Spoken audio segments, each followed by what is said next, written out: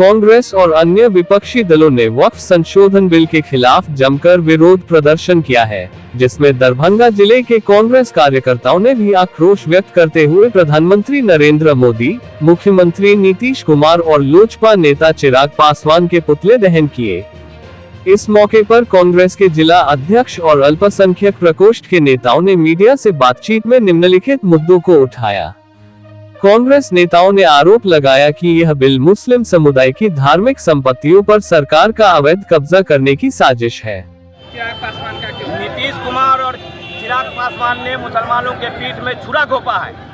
जिस तरह लगातार नीतीश कुमार ने मुसलमानों का वोट लिया और मुसलमानों के साथ कुटराघात किया, उनके पीठ में छुरा घोंपने का काम किया है। इस वक्त बिल का समर्थन करके मुसलमान ये चीज याद रखेगा और आने वाले वक्त में नीतीश कुमार और चिराग पासवान को मुसलमान बता देगा कि आप कैसे लोगों के साथ हैं।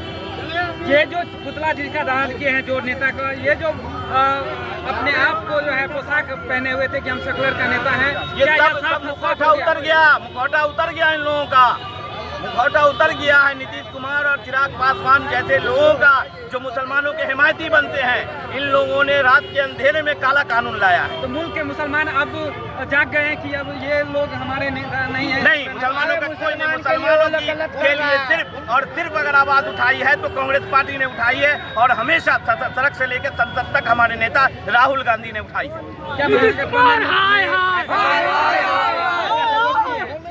महागठबंधन में कोई ऐसा नेता है जो इस बिल का सपोर्ट किया है? महागठबंधन में नेता है, पप्पू यादव ने सपोर्ट किया है, राजेंद्र ने सपोर्ट किया है। जो लोग हैं जो साथ हैं वो साथ हैं, जिन्होंने सपोर्ट किया है बिल का, मुसलमानों के साथ हैं। और जो बीच में छुरा घोंपा है उनको आने वाले समय में मुसलमान बता देंगे। किन का पुतला दहन किए हैं?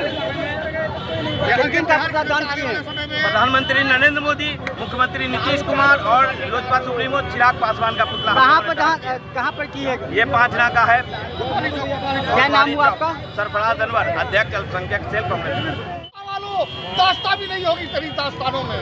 आज जो देश के हालात है, अगर देश की जनता नहीं जागी तो ये जुल्म सिर्फ मुसलमानों पे नहीं हुआ है, आगे चल के शेड्यूल कास्ट पे होगा, सिखों पे होगा और हिंदुओं पे होगा। आज मैं पूछता हूँ ये जागीर किसकी है? ये मुसलमानों के बुजुर्गों की जागीर है। उसको कब्जा करने वाले ये निकम्मी और ये महरी और दूसरी सरकार कौन होती है? मेरे बाप दादा ने अगर जमीन दी तो उसको सरकार कौन होती है कब्जा करने वाली? ये बेतहा अपने आप में नशे में पागल ये मोदी, ये समझ में नहीं आ रहा है कि मैं क्या करूँगा। इसे समाज देगा, ये देश में जवाब देगा और ये दिखाएगा, ये दिखा देगा तुम कहाँ हो और ये जनता कहाँ है। जनता के बिना प्रधानमंत्री बेकार हो जाएंगे और गली गली में इनको खोजने वाला नहीं मिलेगा। अरे यार तुम ही लोग बोल लो पहले। बोलने दो यार। ये जो बांट कर जो है लड़ाई, अब एक अधिकार को मारने की कोशिश कर रहे हैं सारे, कभी दलित को कभी मुस्लिम, सबको अलग अलग करके टारगेट किया जा रहा है। आगे क्या होने वाला है देश में? आगे वही हुआ जो मैंने आपको बताया। पहले मुसलमानों के लिए टारगेट किया जा रहा है कि मुसलमान किसी तरह सड़क पर उतरे, ये दंगा करे, लेकिन अब लोग शिक्षित नहीं रह गए हैं। लोग यहाँ आप भाईचारे के साथ, इखलाक के साथ रहना चाहते हैं और आज की डेट में कोई बेवकूफ नहीं है जो लड़ाई करेगा। हर लोग मिलजुल के रहना चाहते हैं। प्रधानमंत्री अनपढ़ गंवार है, जनता अनपढ़ गंवार नहीं है जो खुद में लड़ेगी। आप देखिएगा कुछ दिन बाद ये सिखों को, फिर हिंदुओं को, साधुओं की जमीन को हड़पेंगे और अडानी अंबानी को देंगे।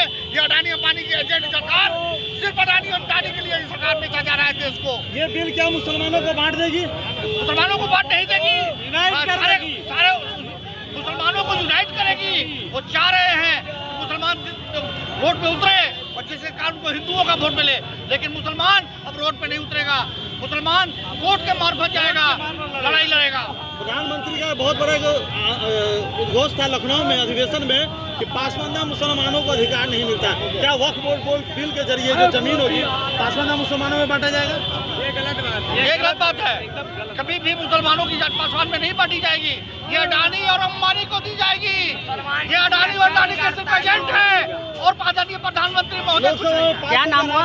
मेरा नाम सुरेश गंगानी हुआ। पुतला दहन कार्यक्रम जो है, पहले ये भी बता दूं मैं पासवानदाही समाज से राजा अंसारी हूं। ये बांटने वाली बात तो भूल ही जाए, बांटने वाली नहीं है ये कौन। आखिर बांटने की नीति क्यों है? महमूद ये हिंदुस्तान है यहाँ आरती है, यहाँ आजान है।